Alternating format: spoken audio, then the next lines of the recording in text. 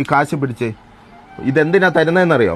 ഒരു മോക്കും പ്രായപൂർത്തിയായ ഒരു കുട്ടികൾക്ക് ഇനി ഇവിടുത്തെ അവസ്ഥ വരരുത്. ഇതിൽ നിരങ്ങണ കാര്യം ആലോചിച്ച ദൈവം തമ്പുരാ ഇറങ്ങി വരുന്നത് സാറേ. എന്നൊരു കാര്യം ആലോചിച്ച് പോയതാ. എന്റെ കൂടെ പെർപ്പൊന്നും പറഞ്ഞിട്ട് ഞാൻ ചാണാക്കുഴിയിൽ നിറങ്ങി ജീവിക്കണോളാണ്. ഞാൻ പോണ ബാത്റൂം കഥകൊന്നില്ല. കഥയില്ല.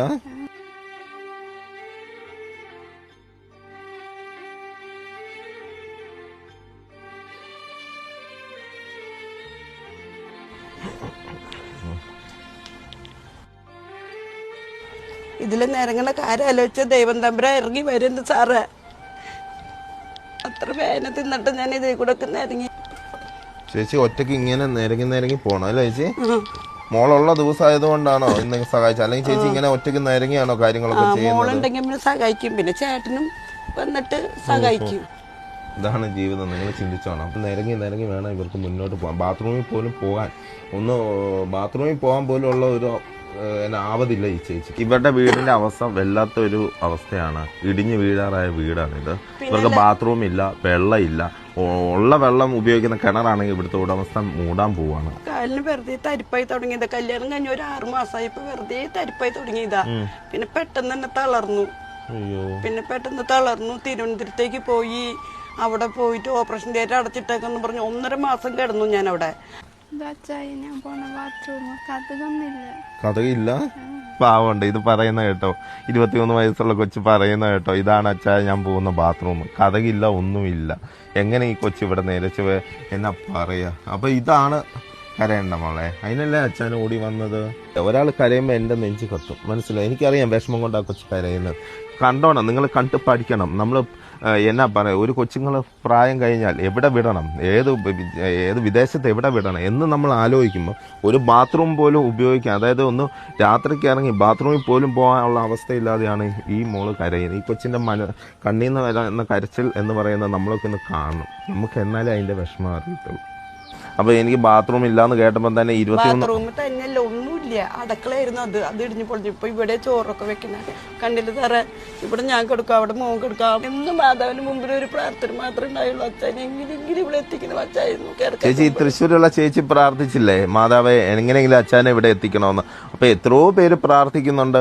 അവരുടെ എല്ലാ ഇടയ്ക്കും ഞാൻ ചേച്ചിയുടെ അടുത്ത് വന്നില്ലേ, ഒത്തിരി അപേക്ഷകൾ എനിക്ക് വരുന്നുണ്ട്. കേരളത്തിന്റെ പല ഭാഗങ്ങളിൽ നിന്ന് ഒത്തിരി അപേക്ഷകൾ വരുന്നുണ്ട്. സത്യം പറഞ്ഞാൽ നിങ്ങൾക്കറിയാം, എൻ്റെ വരുമാനത്തിൽ നിന്നാണ് ഞാൻ ചെയ്യുന്നത്.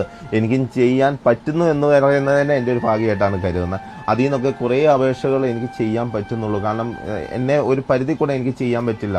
എൻ്റെ വരുമാനത്തിൽ നിന്നാണ് ചെയ്യുന്നത്. എന്നാലും ദൈവം എന്നെ പല സ്ഥലങ്ങളിലേക്കും കേരളത്തിന്റെ പല ഭാഗങ്ങളിലേക്കും എന്നെ വിടുന്നുണ്ട്. ദൈവം ഏതായാലും പല സ്ഥലത്തും എന്നെ എത്തിക്കുന്നുണ്ട് അല്ലേ? അത്ര രാത്രിയായിട്ട് 2 സീരിയസ് രോഗികളെ കാണാൻ തൃശ്ശൂർ വന്നു. അത് എത്ര രാത്രിയായാലും തൃശ്ശൂരായാലും കാസർഗോഡായാലും അച്ഛൻ ചെല്ലും കേട്ടോ. അച്ഛൻ ചെല്ലുന്ന എനിക്കറിയാതല്ല. ഞാൻ ധൈര്യമായിട്ട് അച്ഛന് മെസ്സേജ് വിട്ടിട്ടുണ്ടായിരുന്നു. നിങ്ങള് ഭക്ഷണം കഴിച്ചിട്ടില്ലെന്ന് ഞാൻ കേട്ടു.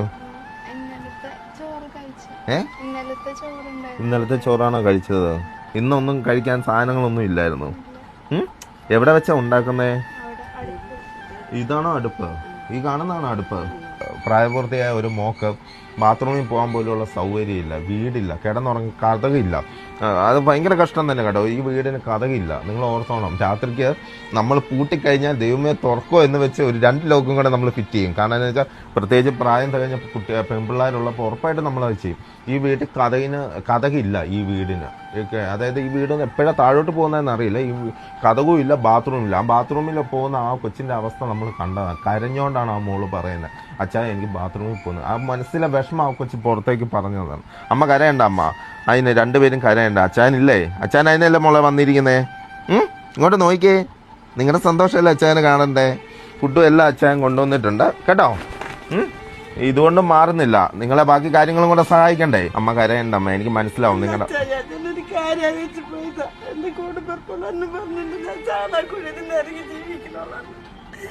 കൂടപ്പിറപ്പുകള്. ഈ കാശ് പിടിച്ചേ. ഇതെന്തിനാ തരുന്നതെന്നറിയോ? ഒരു മോക്കും പ്രായപൂർത്തിയായ ഒരു കുട്ടികൾക്ക് ഇനി ഇവിടുത്തെ അവസ്ഥ വരരുത്. ഒത്തിരി ഒന്നും ചെയ്യാൻ അച്ഛനെ കൊണ്ട് പറ്റില്ല. പക്ഷെ ചെയ്യുന്ന അന്തസ്സോടെയും മാന്യമായിട്ട് ചെയ്യാൻ എനിക്കറിയാം. മനസ്സിലായി? ആരും നോക്കിയില്ലെങ്കിലും ഞാനുണ്ടാവും ഇവർക്ക്. മുളക്കത്തായി അത് വേണ്ട മോളെ, എനിക്ക് മനസ്സിലായി. കൊച്ചിന്റെ അവസ്ഥ മനസ്സിലായി. അച്ഛനുണ്ടല്ലോ, അച്ഛൻ ഉണ്ടല്ലോ. പിന്നെ എന്തിനാ കൊച്ചു കരയുന്നേ? ഏതൊരു പെമ്മക്കളും ഏതൊരു ആമക്കളും വഴിയിലിറങ്ങാൻ അച്ഛൻ സമ്മതിക്കില്ല. തൻ്റെ ഇടത്തോടെ അച്ഛനുണ്ടാവും. ഈ കണ്ണുനീര് മതി, ഈ പ്രാർത്ഥന, നിങ്ങൾ ജനങ്ങളുടെ പ്രാർത്ഥന മതി അച്ഛനെ മുന്നോട്ട് പോകാൻ. അല്ലേ ചേച്ചി നിരങ്ങി ജീവിക്കുന്ന ചാണകക്കുഴിയിലല്ല, അന്തസ്സായിട്ട് ഒരു വീട്ടിൽ തന്നെ. ഒന്നുമില്ലെങ്കിലും ആരൊക്കെ എന്തൊക്കെ പറഞ്ഞെന്ന് പറഞ്ഞാൽ കഥയില്ലാത്ത വീട്ടിലും ബാത്റൂം ഇല്ലാത്ത വീട്ടിലും ഇത്രയും നാളും ജീവിക്കാൻ, ഈ പെങ്കൊച്ചിനെ കൊണ്ട് ജീവിക്കാൻ ചേച്ചിക്കുള്ള കഴിവില്ലേ? ആ മാനസികമായിട്ട് അത് ചേച്ചിക്ക് ജീവിക്കാൻ തോന്നിയില്ലേ? തൃശ്ശൂർ ഇങ്ങേ അറ്റത്ത് ഈ മൂലയ്ക്ക് വെള്ളം പോലും ഇല്ലാത്ത ഈ സ്ഥലത്തെത്തി ഇത്രയും കാര്യങ്ങൾ എനിക്ക് ചെയ്യാൻ പറ്റുമെങ്കിൽ നമുക്കെല്ലാം ഒരുമിച്ച് നിൽക്കണം. നമുക്ക് ഇങ്ങനെയുള്ള കുടുംബങ്ങളെ രക്ഷിക്കണം. അച്ഛനുണ്ടാവും, നിങ്ങളൊപ്പം നിൽക്കുക. ഓക്കെ, ഇനി അടുത്ത വിശേഷങ്ങളുമായിട്ട് വരുന്നവരെ ബൈ ബൈ. അച്ഛൻ സ്കോൾ. ഞാൻ നിങ്ങളുടെ സ്വന്തം ടോണി വർക്കിച്ചു.